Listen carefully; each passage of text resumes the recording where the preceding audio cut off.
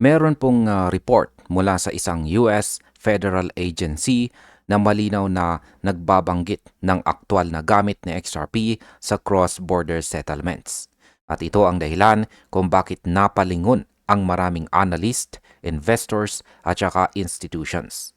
Hindi po ito kwento ng future.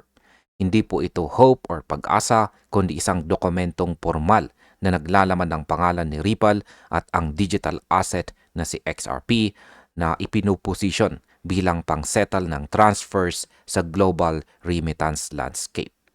Ibig sabihin, kasama na sa XRP sa usapan ng mainstream payouts kung saan dati ay sina SWIFT, banks at card networks lamang ang bida.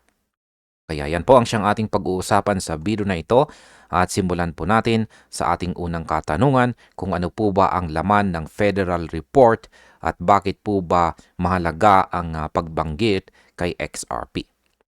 Yan, batay po sa balita rito, ang crypto researcher na si Smoke ay nagbahagi po ng isang maikling excerpt mula sa isang dokumentong inilabas ng Consumer Financial Protection Bureau or CFPB. Ayan po. Isa po itong regulatory body sa US na nakatuon sa consumer financial markets. Sa kanyang post ay ipinakita po niya ang literal na acknowledgement mula dito sa dokumentong ito. Nakasaad dito ang yes, SWIFT GPI can partner with digital currency companies such as Ripple to leverage XRP for settlements. Ayan. Ang punto po rito ay simple pero napakalalim ang epekto. Hindi po sinasabi ng Bureau na dapat gamitin ang XRP pero malinaw nitong idiniklara na may interoperability ang traditional system na SWIFT GPI at mga digital companies tulad ng Ripple. Ibig sabihin hindi po hiwalay ang mundo ng blockchain at ang mundo ng mga bangko. May punto po ng pagkakasama at iyon mismo ang settlement capability ng XRP. Kung iisipin po natin, ito po ay hindi lang ito ordinaryong pagkakasama ng isang altcoin sa isang PDF.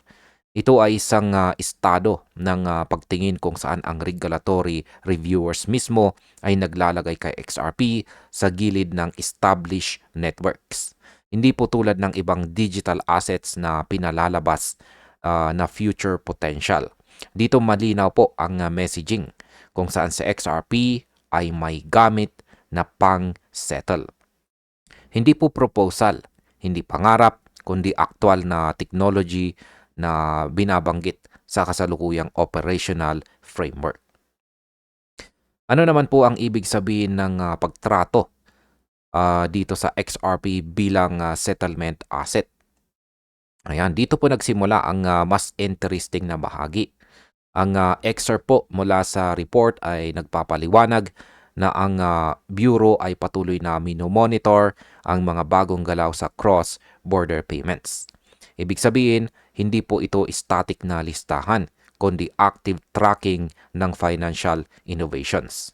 Binanggit po ang SWIFT Global Payment Innovation o GPI na ginagamit ng mga sending institutions para magkaroon ng mas mataas na transparency sa institutional transfers. Ang tradisyonal na sistemang ito ay nagbibigay po ng access sa impormasyon tulad po ng status, oras at flow ng pera sa cross-border context. Pagkatapos po nito ay lumipat ang report sa mga card networks at saka non-bank fintech providers. Ang mga kumpanyang ito ay nakikipagsosyo sa banks at credit unions para makapasok sa closed payment systems. At dito po nagsimulang maging malinaw ang direksyon ng dokumento. Sinabi po nito na ang mga virtual currency companies tulad po ng Ripple ay nagbibigay ng technology para sa global transfers. At hindi lang ito, pinangalanan din nito si XRP at malinaw na sinasabi na ang Ripple ay may proprietary virtual asset kung saan ay which can be used or maaring gamitin para isettle ang mga transfers. Ngayon ay ano po ang epekto nito sa mga usapan tungkol kay XRP sa mainstream payments? Yan, dito ay binigyang diin na patuloy po na ipiniposisyon ng Ripple sa XRP bilang isang tool para sa mabilis at frictionless na settlement. Karaniwan ang mga bangko ay nakakaranas po ng delays, mataas na fees at kulang na transparency. Ang problema ng cross-border ay hindi lamang po send and receive. Ito po ay tungkol sa liquidity, sa oras ng settlement at sa chain of intermediaries na nagpapamahal po ng proseso. At dito po mapasok si XRP.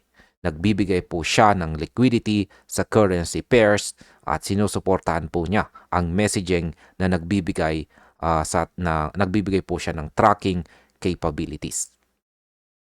Ano naman po ang pahiwatig ng report sa future positioning ng XRP? Ayan, ito ang strategic point kung saan nagbabago ang landscape. Ayon po sa dokumento, dati ay nakadepende lang ang mga bangko sa correspondent networks o card system para sa international payments.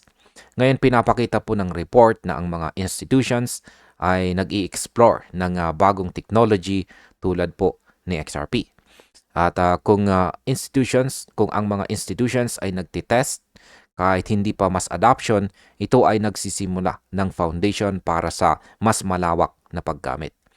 Kaya para sa atin na nandito sa crypto market, ang ganito pong movement o galaw ay mahalaga sa price psychology. Hindi po agad pasasabugin nito ang chart o magbibigay ng instant na bull run. Pero nagbibigay ito ng narrative na may backbone. Hindi mo kailangan ng influencer voice o boses mula sa mga influencer o meme marketing. May federal report po rito na mismong nagsasabing sa XRP ay nasa loob ng operational discussions ng payments.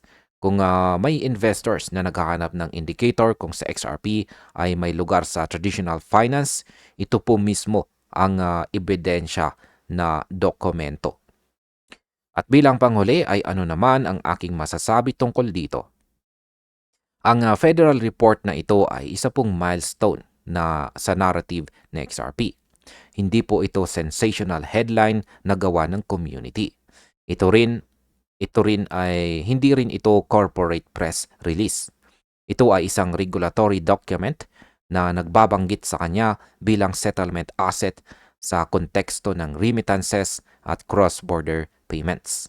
Para sa mga hodlers, nangangahulugan ito na ang asset na matagal nating sinusuportaan ay hindi lang pinapahalagahan sa speculative nature. Ito po ay kinikilala bilang bahagi ng mainstream infrastructure.